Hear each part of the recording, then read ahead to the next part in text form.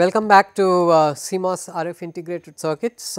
Today is the 23rd lecture. We are going to talk about continue our work on the low noise amplifier design. So, what we were working on in the last class, I was proposing the following. I was proposing that let us have the MOSFET, and the problem with the MOSFET is that the input is capacitive, but what we are going to do is we are going to degenerate the source of the MOSFET. Okay. And what I propose to show is that the GM of this particular cell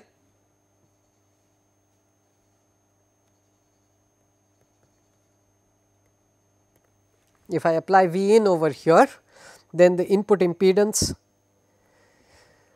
I can get is not necessarily capacitive. That is what I propose to show. There is going to be a resistive element here. So, first let us show that, and then we are going to move on to the LNA design. So, I have the I need to find out the input impedance. So, I apply a voltage at the input and I need to compute what is the current going in. So, to do this I am going to replace the MOSFET with GM in shunt with RDS. Now, the RDS is between the source and ground. So, I am really going to put it in over here.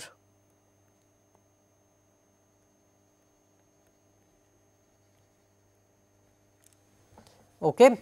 Then in addition there is CGS,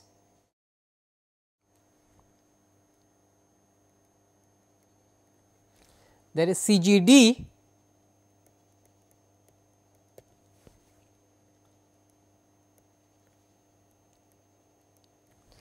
and there is C source to body.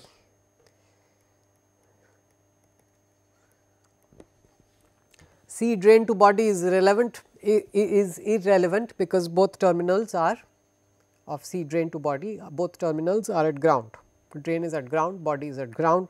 So, it does not really matter,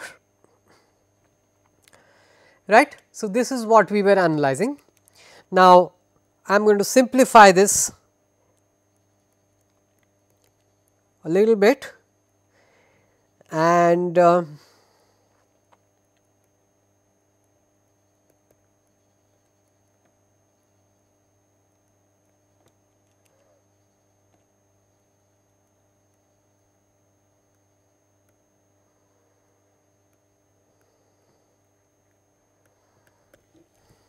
finally, this is what I have got. Okay. So, if this is Z in and this is Z in prime, then really Z in is Z in prime in shunt with CGD. So, let us just compute Z in prime and later on we will figure out what Z in is. Z in is just an additional capacitor CGD. Alright. So, this is what we were working on in the previous class, and this is my source terminal. This is where I have applied a voltage V and I want to measure the current I that is going in. And to do this I need to find out what is the voltage at the source, right. So, whatever is the voltage at the source, let me do a Kirchhoff's current law over there. So, V minus V s times j omega C G s is the current going in through the gate, plus G M V G s is the current going in from the drain, that should be equal to the current going out of the source, which is V s by Z.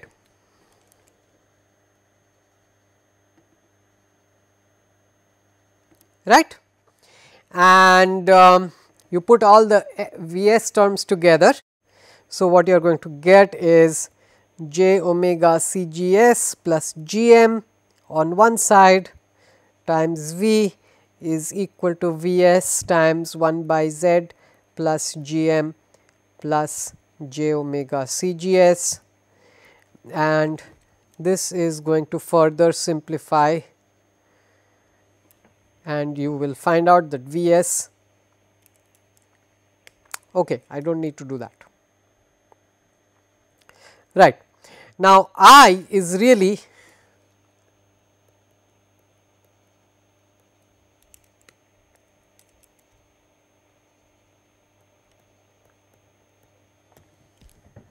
this is I, and Z in prime is equal to V by I, which is equal to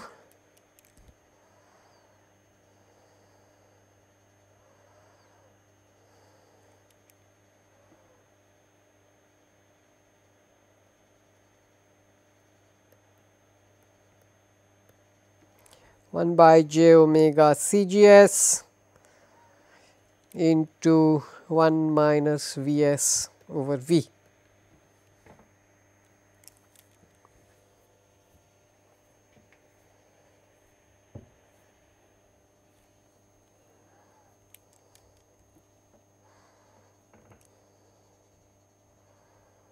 Let me know if I am making any mistakes. Vs by V is something that you have computed. So, you get Z in prime equal to 1 by j omega Cgs times 1 minus j omega Cgs plus Gm divided by 1 by Z plus Gm plus j omega Cgs,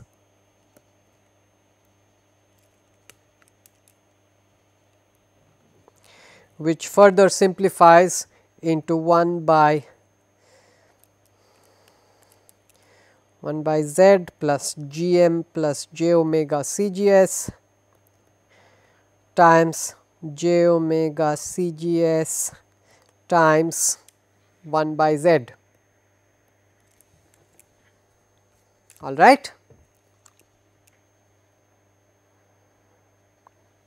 And then you multiply numerator and denominator by Z. So, you get 1 plus Gm times Z plus j omega Cgs times Z divided by j omega Cgs, which simplifies to Z plus Z into Gm by j omega Cgs plus 1 by j omega Cgs. All right. So, this is your Z in prime, and Z in is this in addition to a capacitor in shunt, CGD in shunt, which is not terribly difficult to find out if you know what this is, right. Okay. So, what do you see over here? What if Z is an inductor? We started by saying that let Z be, okay, let us say Z is a capacitor to start with, or do you want Z to be a resistor?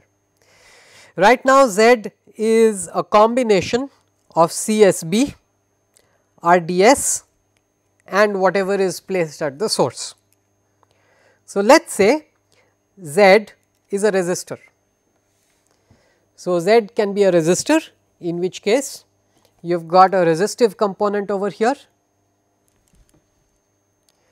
you have got a capacitive component over here, and you have got a capacitive component over here, and then you will have another capacitor in shunt with all of this. Fine. So, This is what happens when Z is a resistor.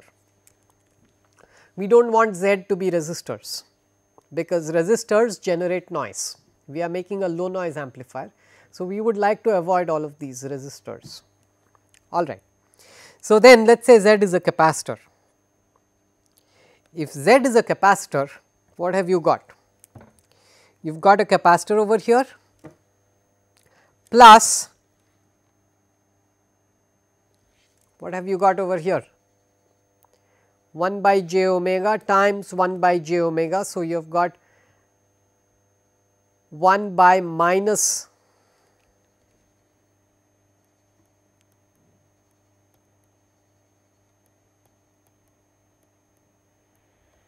right, this is what you have got, which means it is minus omega squared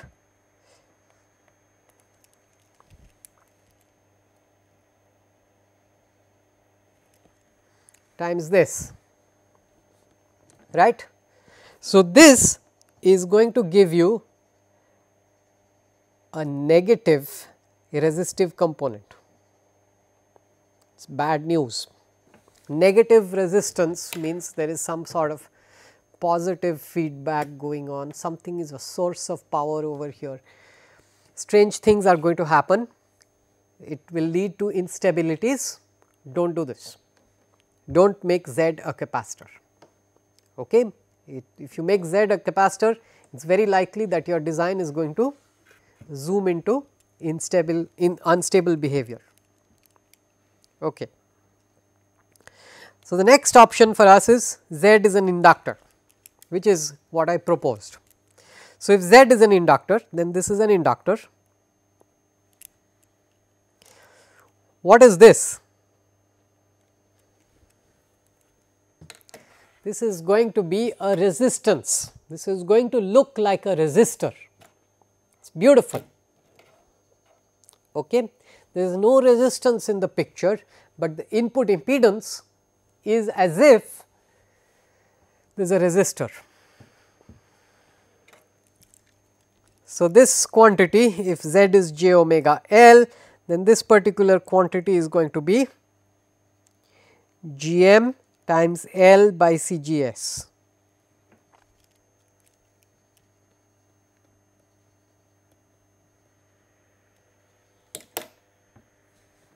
All right. And now it is just a simple matter to choose j omega L, to choose your L such that these quantities resonate with each other at the.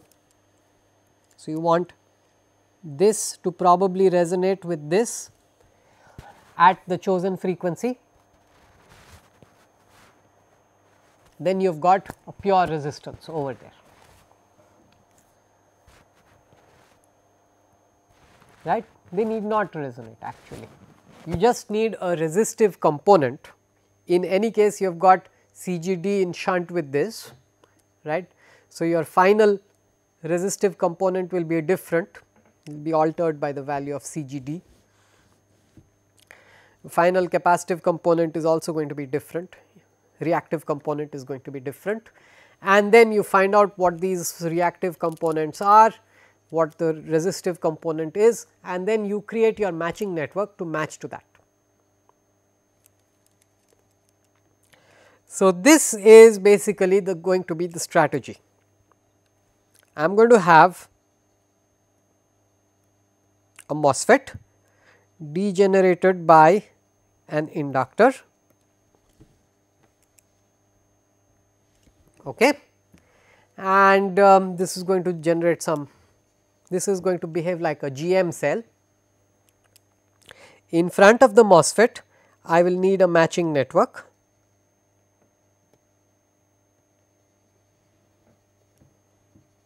Right, and over here I have my source. So, typically this matching network will contain one inductor probably, actually one inductor should be able to do the job.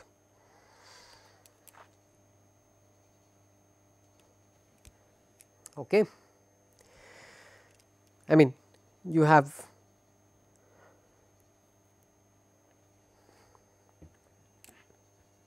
This is your typical LNA input. It is going to look like this, and let us just look at what there is to it.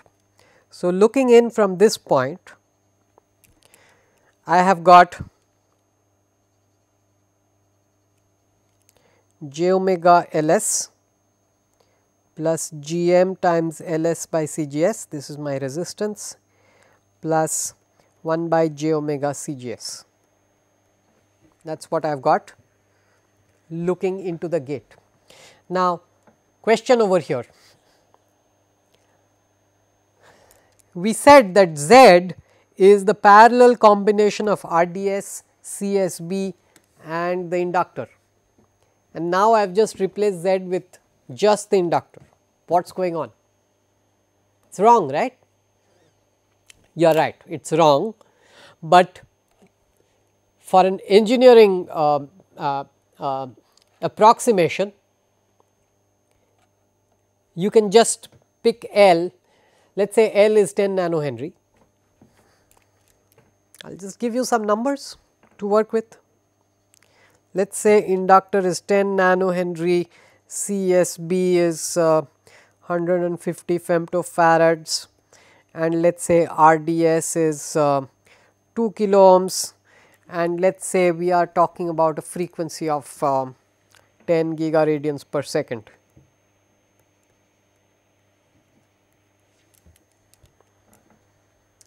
All right. So, at 10 gigaradians per second, 10 nanohenries is going to behave like 100 ohms, J times 100 ohms.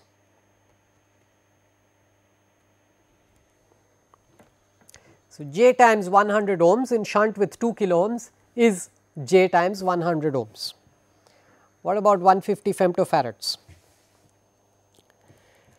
150 femto times 10 giga, so 10 minus 15 times 10 to the 9 is 10 power minus 6. So, 1.5 millisiemens. So, you have got about 700 minus J 700 ohms over here. So, minus J 700 ohms in shunt with plus J 100 ohms is, so if you put a large resistor in shunt with a small resistor, parallel combination is smaller than the small, is close to the small resistor. So, the small resistor is J times 100. So, the parallel combination of all of these three is just the inductor, right. So, that is why I just picked as an engineering approximation, let us say that the inductor wins. What if the capacitor wins? If the capacitor is larger, then you have, if the capacitor dominates the story, then you have trouble, you are going to get unstable behavior. You do not want the capacitor to dominate, you want the inductor to dominate. So, choose your inductor accordingly. All right. So, that is why as a first approximation I have said that input impedance Z is just j omega Ls, right. So, this was a first order approximation that we did, I substantiated my approximation. Fine. Now, you also have CGD over here.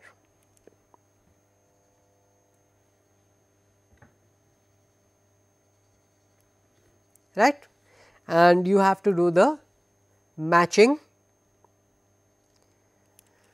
So, you have got an inductor in series with a capacitor is basically some reactive element.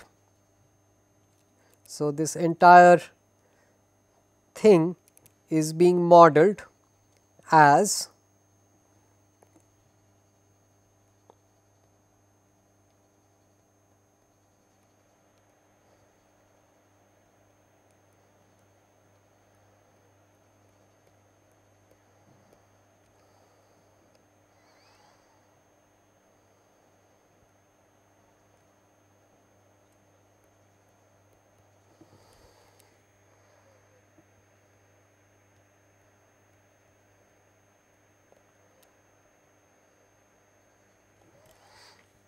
some reactance over there. And now you do series to parallel transformation. When you do series to parallel transformation, what happens to the resistor? The value of the resistor is going to change. It is going to go up or down by the Q. It is going to go up by the quality factor, right, of the component. And the value of the reactance is going to pretty much remain unchanged. Value of the resistance is going to go up by Q squared approximately. Fine. Then, so this is going to transform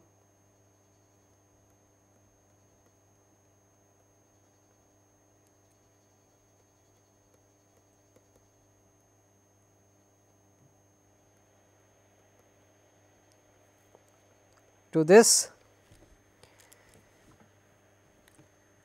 You have done the series to parallel transformation. Then you are going to do the once more, you are going to lump all of these together, and then again you are going to do a series to parallel transformation, I mean parallel to series transformation, I am sorry, right. And finally, what you are going to get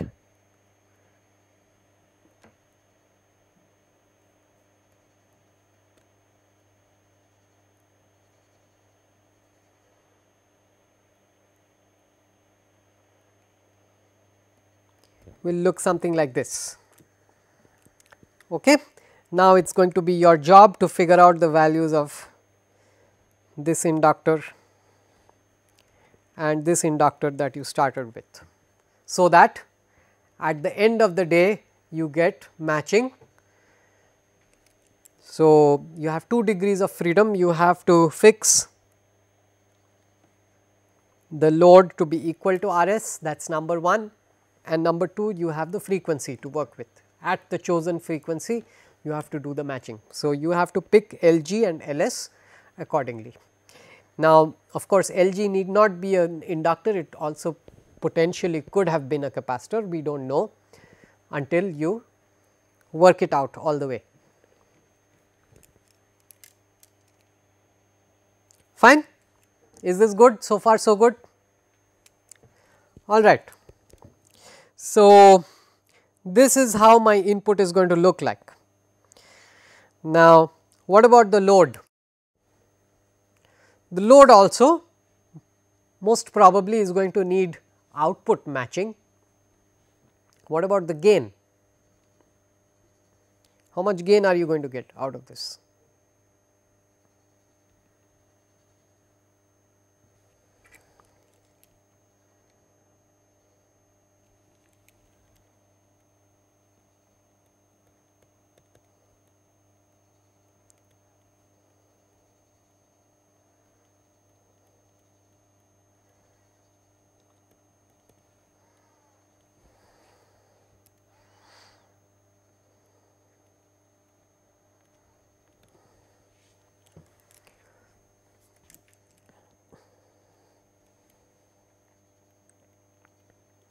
So, suppose you have done your output matching, how much gain do you expect?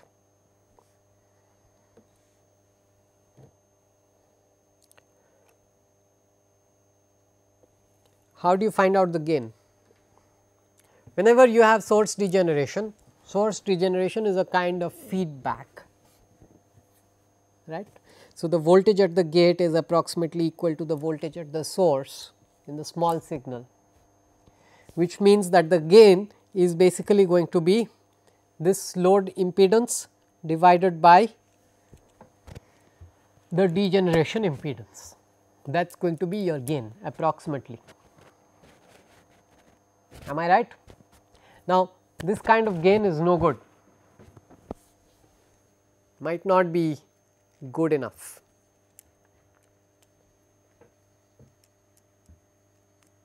So, what we do is we would probably like a cascaded stage over here. Okay.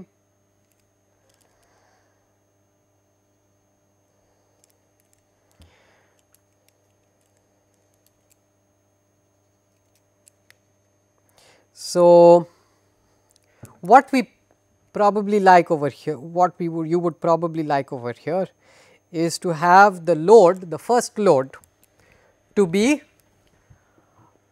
a low impedance node. So, this drain should be at a low impedance node. What else? Why else do you want the drain to be a low impedance node? Remember, when we did our analysis, we assumed that the drain is a short. Okay. We assumed that the drain is a short and we did our analysis. If the drain was not a short, if the drain was the load, then your analysis also would change, right. Life would not be so easy. All right. So, a low impedance over there is desirable. So, suppose I have a low impedance, the source of a MOSFET is a low impedance node. So, I would like to have a low impedance node over there. Now, all the current that comes out of the drain is therefore going to come out through the source. Okay. So, the short circuit current, all of the current is going to go in as opposed to going through the RDS, right. You do not want the current to go through the RDS, you would rather have the current go through the load, which is the source impedance. Then all of this current now can be transferred to a high impedance load, which means that you are going to get the full gain of, you can have a large impedance over there.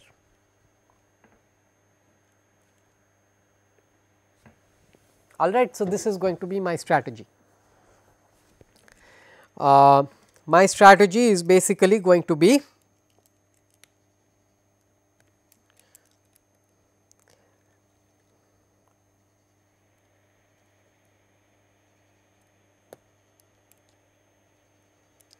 to have a cascoded device on the drain of the first MOSFET, of the input MOSFET. All right. And then I am going to put a load at the drain of the second MOSFET. So, what kind of load do you want at the second at the drain of the second MOSFET? You want a load which is matched.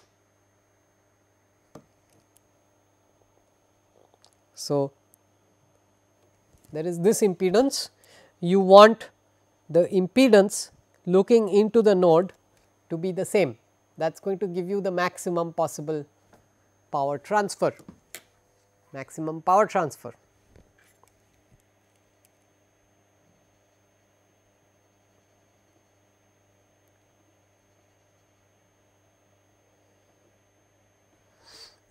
All right. Now, what is the impedance looking downwards from the drain of M2? What is the impedance at the frequency of interest?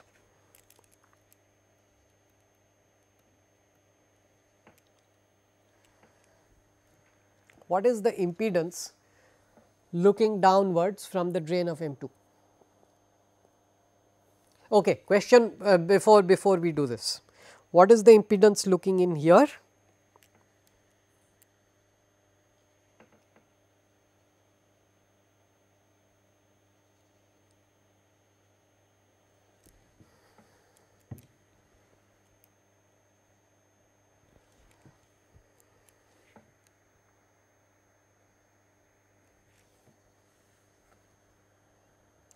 It is some sort of capacitor in series with RS, right, and that capacitor is hopefully going to be resonated out by LG, right. So, the impedance looking in there is the same as the impedance, is the conjugate of the impedance looking the other way. Am I right? The impedance looking in to the gate from this particular point is the conjugate of the impedance looking this way, because if it is not, then you have not done proper matching at the input. So, at the chosen frequency, the impedance looking into the gate of the MOSFET is basically equal to R s minus j omega L g.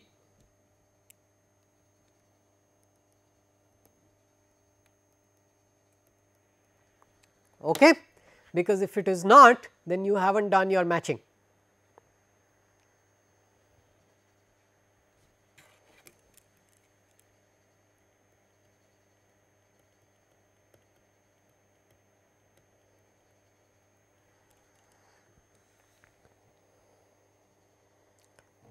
All right.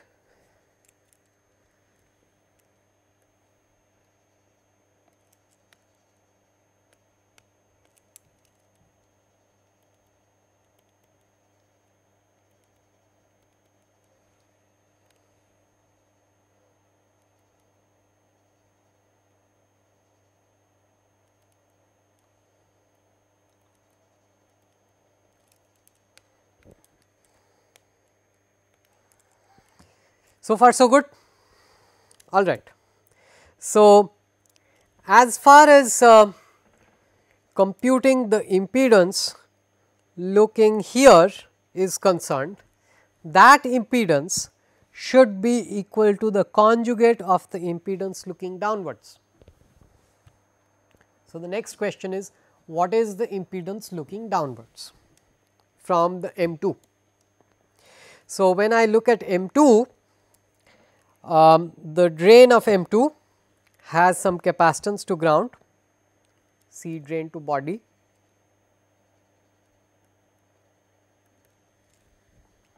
Okay.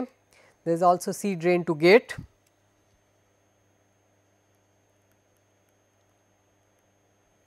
All right. The source of M2 has some capacitance to ground, CGS and CSB.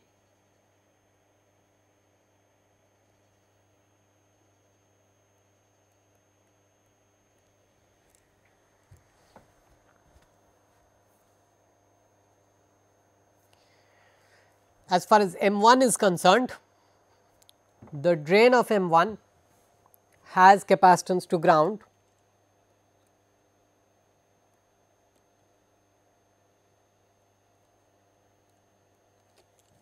okay, and the drain of M1 has capacitance to the gate.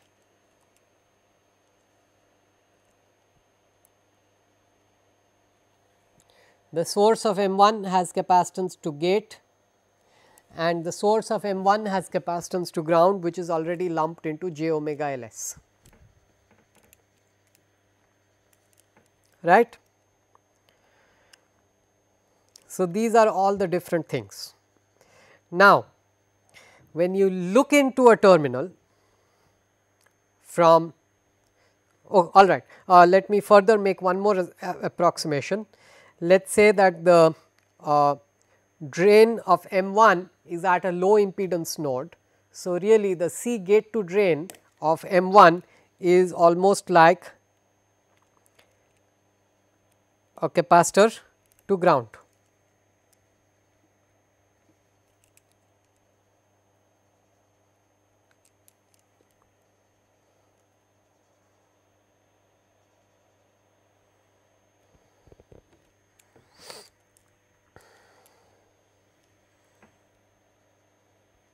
Which is already taken care of in Z in 1 and so on and so forth.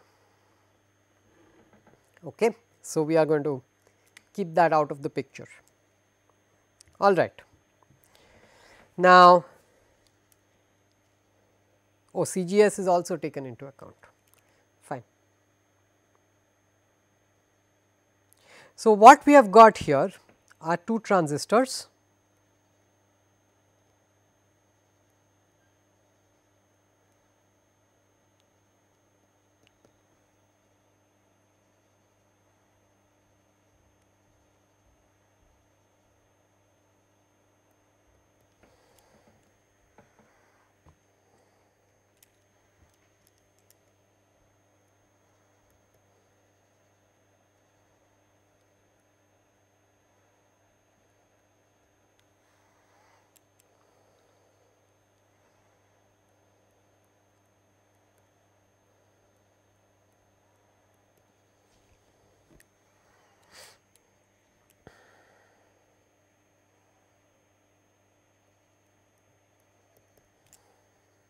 So, this is what we have got, all right. And how do you find out the impedance of this? You use one of your two formulae, your two favorite formulae. First of all, we need to know what is the impedance looking in over here.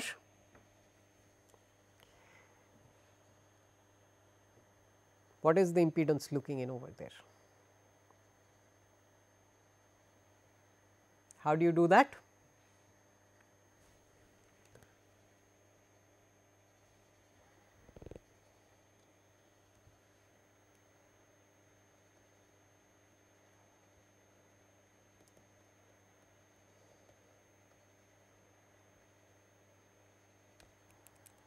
You remember one of your two formulae?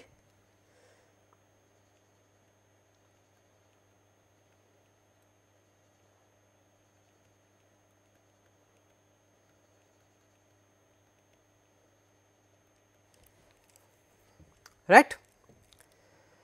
So, we are going to use that particular relationship to attempt to find out what is the impedance looking in. So, suppose this impedance is Z, then can you find out the impedance looking in over here? It is easy, it is the same thing again, right, just that now it is Z in shunt with a certain capacitor that you have to work with, all right. But before that, let us find out what Z is. Is it really, is that formula really applicable? Because right now I have got something connected at the gate is not a short anymore. So, I have got something on the gate, let us say what I have got on the gate is Zg, okay. Let us say this is L. So, I need to find out what is the impedance looking in from the drain.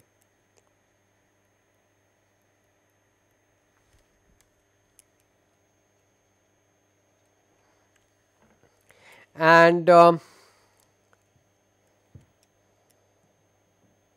how do you do this?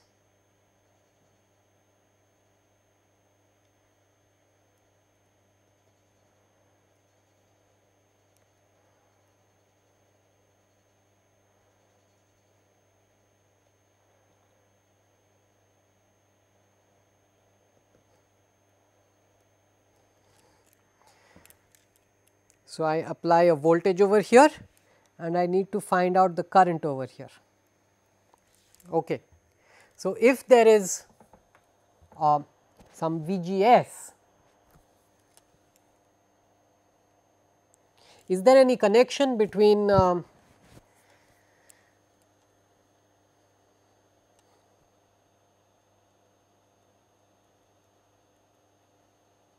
is there any connection over here? Because if there is, then there potentially could develop some VGS. Well, that CGS is really not very important, because I have approximated that that CGS is to ground. That particular node, the drain node, is at a low impedance. So, I have really taken this out of the picture. So, there is no coupling between the drain and the gate. This was to ground, which is already lumped inside Zg, right. So, there is no coupling between gate and the drain, which means that if you apply a voltage only on the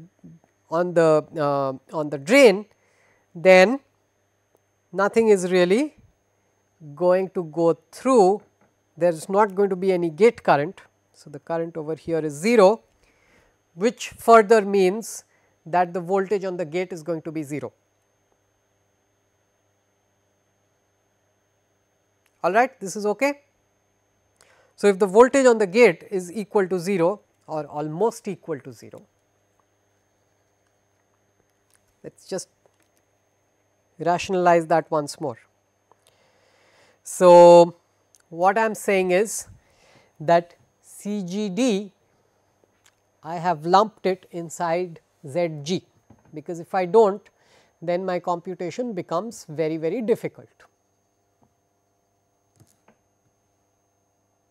All right, even this impedance computation becomes not so easy to work on. So, I have lumped CGD. I am an engineer, I like to do approximations. So, CGD is first of all a small capacitor. So, therefore, its contribution should be less. So, I have lumped the effect of CGD inside that ZG, and there is no coupling between drain and gate, right. So, therefore, there is no current on the gate. If there is no current on the gate, then the potential on the gate is going to be 0. If the potential on the gate is going to be 0, then we have got the old setup, and once you have got the old setup, then you can work it out. Your formula will be as expected. Is this okay? So, this is my logic, and as a result what I am going to get is that this ZD is going to be approximately equal to GM1 times RDS1 times j omega L plus j omega L plus RDS1. Now, this impedance is primarily an inductor, a huge inductor in series with a small resistor. All right. So, ZD is primarily an inductor. Further going, this inductor is going to be in shunt with a capacitor.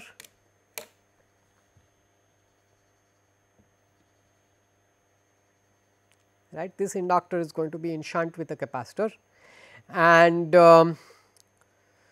therefore, that hopefully that capacitance is not going to be terribly large, which means that it is still going to remain inductive, which means that the impedance looking into the drain of the second MOSFET is going to be primarily an inductor.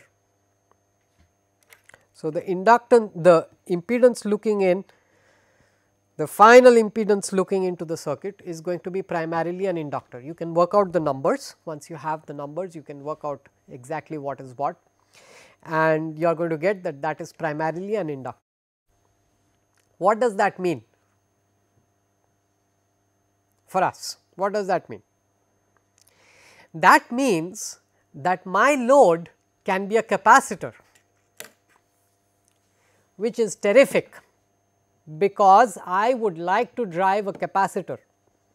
The stage after the MOSFET is going to be the input of another gate. Input of another gate is a capacitor. I love driving capacitors. I would like to drive capacitors. I really like this.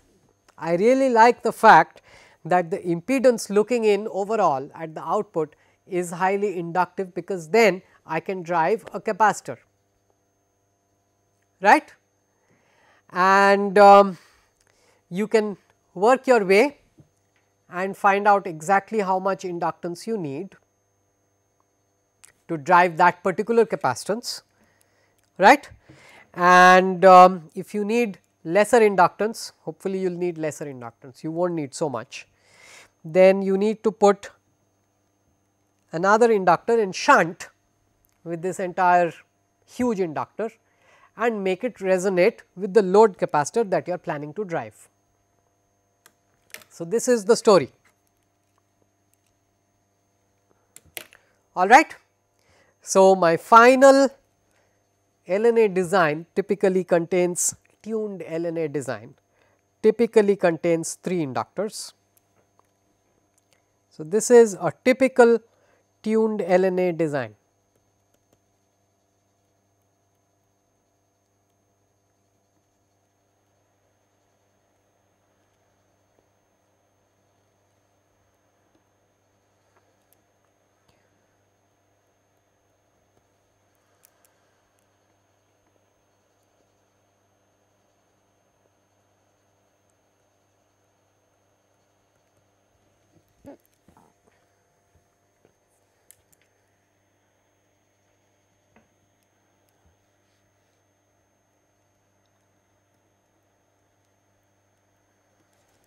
All right.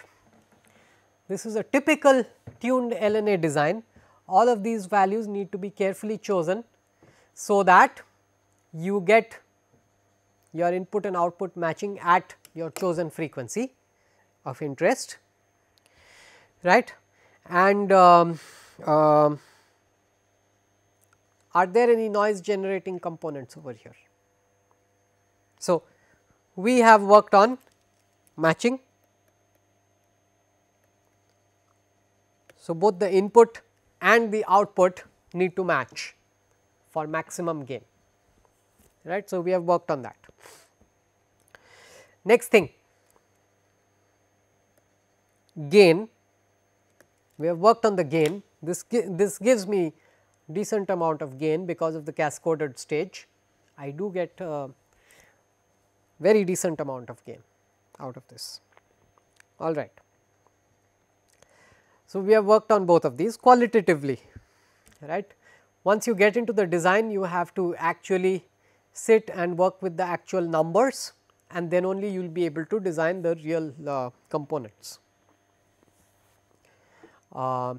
Might require simulation, because sometimes the numbers become too difficult to handle.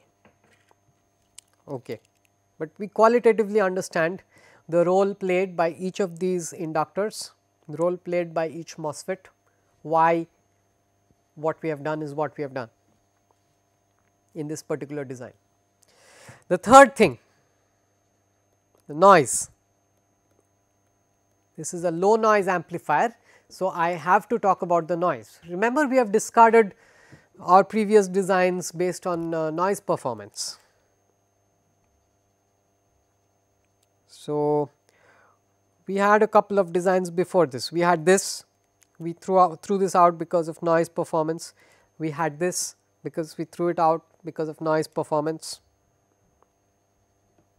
So, how does this play when it comes to noise? What are the noise generating sources here? Inductors generate no noise. Wonderful. You do not have to think about all of these inductors at all. So, the only noise generating sources over here are the channel of M2, the channel of M1, there might be some noise in the gate of M1. Okay. This is in addition to the channel noise. This gate noise is coming because of the distributed resistance that the gate is. The gate itself is made up of polymaterial, which is distributed resistive element. All right. And there could be some gate noise of the second device as well. Okay. So, all of these elements will translate into noise. Okay. So, what is the story? Let us work one by one.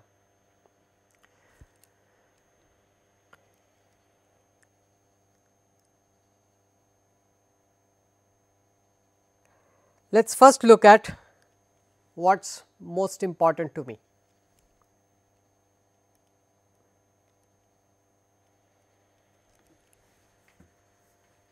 Okay.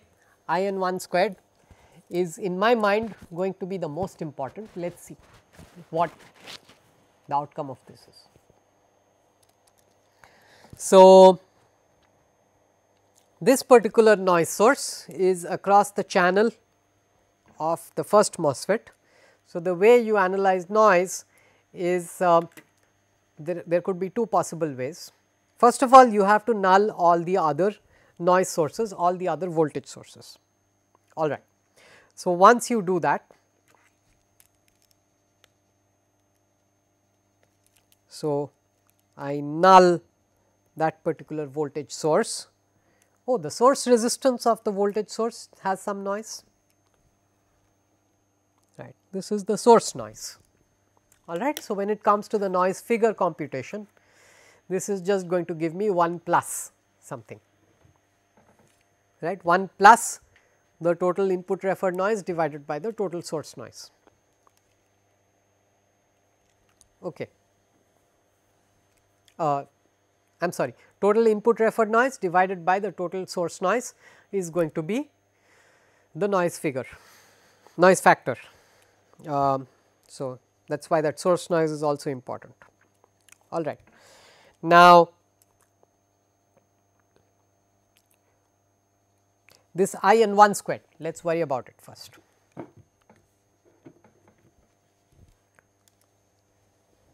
How are you going to work on it? So, there are two possible ways.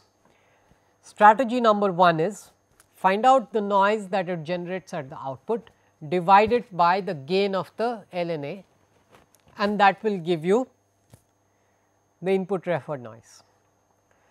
Strategy number B is try to refer it back to how much voltage I need to try to find out how much voltage I need to apply at the gate to generate that particular noise on the channel. So, these are the two strategies. I am going to prefer the second strategy because the first one is way too complicated. So, what I am going to do is first we are going to null out all the other noise sources.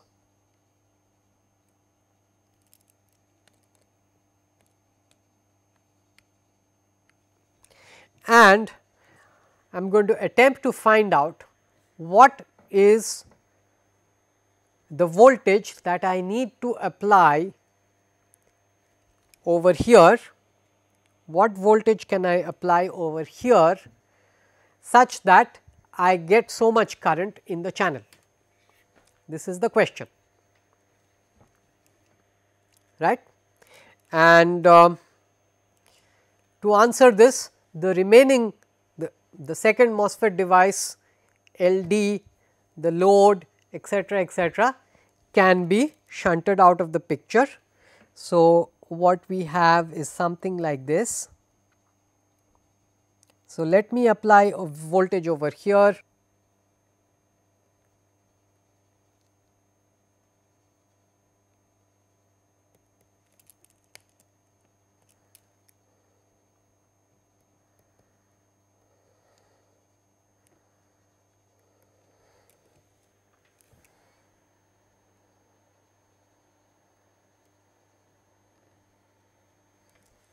So, to generate IN1, what is the voltage that I need to apply over there?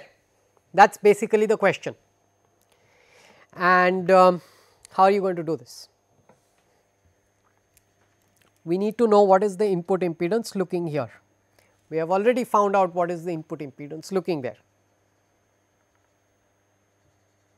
right. We have already found that out. That particular input impedance is j omega Ls plus Gm times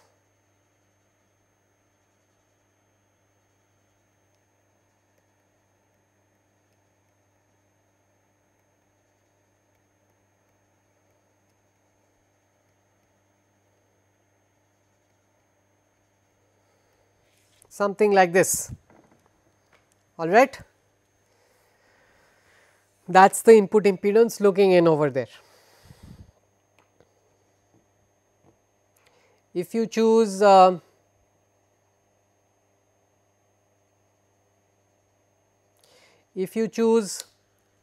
to be something like 10 millisiemens, Ls to be 10 nanosiemens, 10 nanohenry, CGS is let us say 200 femtofarad. Then what is the middle component, resistive component? 10 millisiemens times Ls by CGS. Ls by CGS is 10 nano divided by 200 femto. So,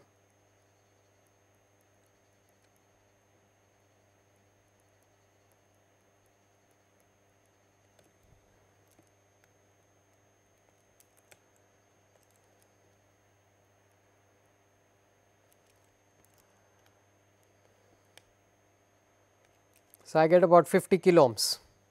I am sorry, 50 kilo times 10 milli. So, I get about 500 ohms over there. j omega ls was j times how much I have forgotten, did I rub it off? No, j times 100.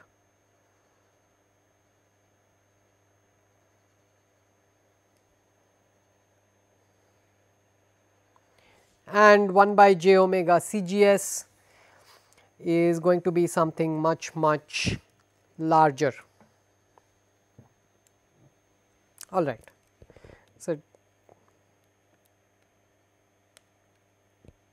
is going to be capacitive and there is going to be a resistive element over there.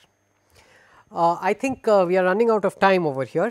Our 1 hour slot is almost over, but really what we are going to take over in the next class is how we are going to compute IN1. I am sorry, what is VN1 such that I get IN1, and then again we have to square it, mean squared noise, we need a certain mean squared noise. So, what should be the mean squared noise voltage that I need to apply at the input, right. So, we are going to continue this computation in the next class. That is when you are really going to see what is the benefit of having this kind of a structure, what is the role of the inductor over there. So, that is also going to be something important that we are going to demonstrate with this computation. With this note, on this note I am going to stop, and we are going to continue from here in the next class. Thanks.